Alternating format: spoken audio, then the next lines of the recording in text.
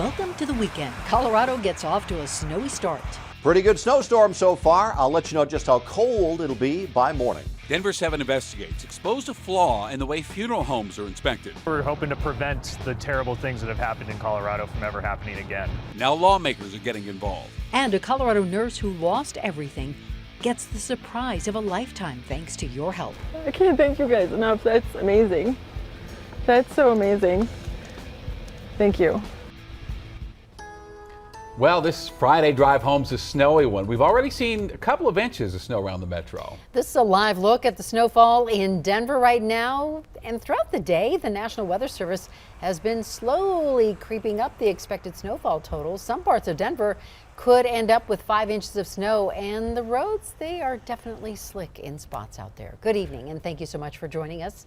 I'm Ann Trujillo. I'm Shannon Ogden. Glad you're with us tonight, and we have team coverage for you on this Weather Action Day. Now, before we head to our chief meteorologist, Mike Nelson, let's get to our reporter, Danny New, who is new to this whole snow thing. Yes, Danny, we're officially welcoming you to the first day of snow coverage, and you're in a Littleton neighborhood that was dealing with some power outages.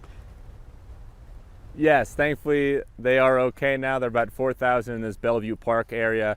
Now they're good. There were 7,000 in the general area. They're good now too. It's now to about 150 people without power, which you still don't want, but that's a much better number. What the story's been now, A, is that I'm freezing and that I should have worn waterproof boots. Not all boots are waterproof. Learned that today.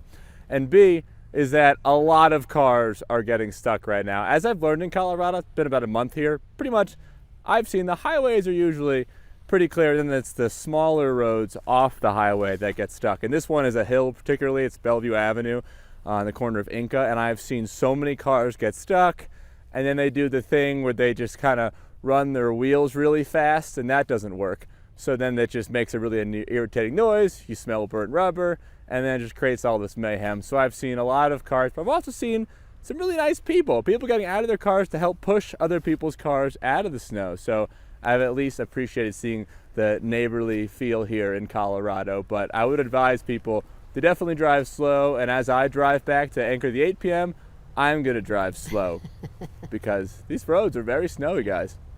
Yes, they are, and you should get some boots maybe while you're at it. All right, Danny, thank you. Yeah, thank you, Ann. That's next. Stay warm, all right. All right, now to tell us when this snow will eventually wrap up, here is meteorologist Mike Nelson. Danny's exploits have to put a smile on your face, though, Ann. Let me show you what's happening right now on radar. There's still a lot of snow out there. This storm is performing pretty good along the Front Range. Still some snow is continuing up in Larimer County, Weld County, moving southward, and the brunt of it is right on top of the Denver area right now. We've had some snowfall rates of as heavy as 1 inch per hour out of this system just in the last couple of hours, and I think it's really going to focus down here in Douglas County, Elbert County, and right along the Monument Hill area. We have winter weather advisories that continue from Denver southward all the way to the Raton Pass area, the New Mexico border for tonight and early tomorrow morning. On the big map, you can see that snow moving southward. It's all been brought in by a cold front that swept through here earlier this morning. The other thing that's falling besides those snowflakes are the temperatures. And now that we're into darkness, we're going to really see a lot of icy conditions expected on roads that were just wet before. So the roads, the sidewalks, the ramps, the side streets, everything's going to ice up pretty good tonight as the snow will end by midnight and the temperatures will tumble into the teens by morning. I do have a 60 in the 7-day. I'll share that with you in a few minutes. Looking forward to that. Thank you, Mike. And we've got you covered on this snow day and any snow day for that matter on the free Denver 7 Plus app. There you can find our 24/7 weather stream. It is also up on thedenverchannel.com. Over the past 3 years, Denver 7 Investigates has exposed funeral home operators accused of selling body parts, a coroner accused of storing bodies in his basement, and now a new law could be passed. Chief Investigative Reporter Tony Kowaleski joins us tonight. And Tony, the law allows more power for inspectors. Yeah, good evening, Shannon. Consider this. Under current state law, state inspectors have greater access to nail salons than they do to funeral homes.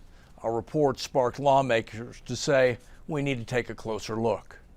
We have 4 bodies. We're hoping to prevent the terrible things that have happened in Colorado from ever happening again. Prior to a 9-1 vote in favor of moving the law forward, lawmakers reviewed these Denver 7 investigations. I'm being dismembered with a power saw. Testimonials from families in Montrose and unthinkable pictures from Lake County. You could hear gas. People were looking away at points. People were very emotional. But as the video ended, I think I said the words, the video pretty much speaks for itself. I don't know if there's more that I need to say. The proposed law will fix a loophole in current state regulations that allow funeral homes to refuse inspections. I think we're trying to bring funeral homes in line with the way other businesses are inspected. And we heard in your reporting that funeral homes were denying inspectors entry into their facilities, even after serious complaints were coming through. And that's the heart of this problem. Representative Roberts says his bill now goes to the full House for a debate next week. He says he has bipartisan support and expects approval in both the House and the Senate, and says it should be on the governor's desk very soon. Ann? Tony, thank you. Letitia Stauch, the woman accused of murdering her stepson, Gannon, entered an insanity plea today. 11-year-old Gannon Stauch disappeared from his El Paso County home just over 2 years ago, and his body was found 2 months later in Florida. Today, Letitia's defense also filed a motion to waive a jury trial due to the popularity of the case, and that trial is currently set for late March. 28 people are now out of their homes in Lakewood after a senior living center caught fire. This is at the Brookdale Meridian facility near Wadsworth and Jewel. One person had to be taken to the hospital. That person thankfully is expected to be okay. The cause of the fire has not been made clear yet. Today is the last day you will be required to wear a mask indoors in Jefferson and Larimer counties. Both county mask orders are expiring at midnight. State health officials and the CDC still recommending, though, everyone wear a mask when indoors, regardless of vaccination status.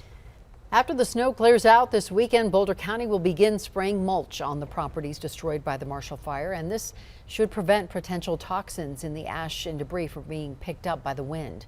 The county also hopes to wrap up curbside collection of damaged items by the end of next week.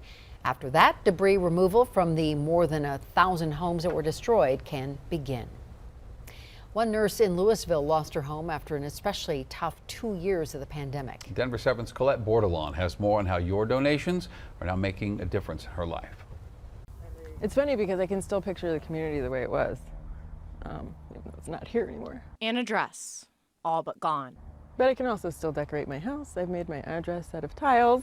Almost 2 decades of life in what remains. This was my fruit basket, my dog bowl, just random stuff. I don't want to say it gets easier to look at because it doesn't. The past and present colliding.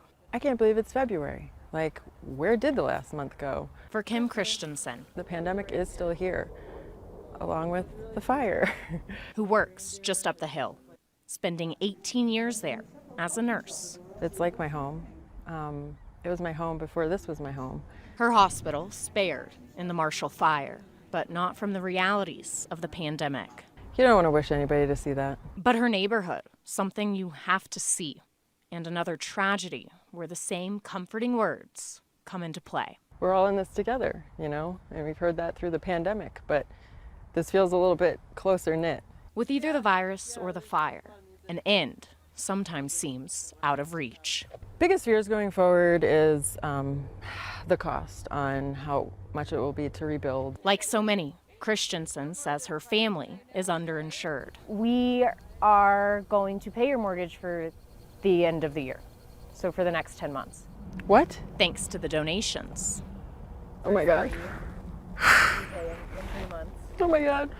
In our Denver 7 Gives Wildfire Fund. That is so amazing.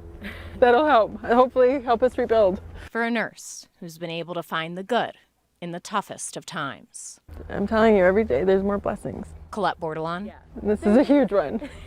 Thank you. Denver 7. Want to own a piece of a world-class hotel in Colorado? It just got slightly less expensive. Speaking of money to spare, how about betting on the Super Bowl? Will any non-quarterback throw a touchdown pass? We have a jersey number of the first touchdown scorer. And then we have some of these different props that, that we keep on adding to the menu.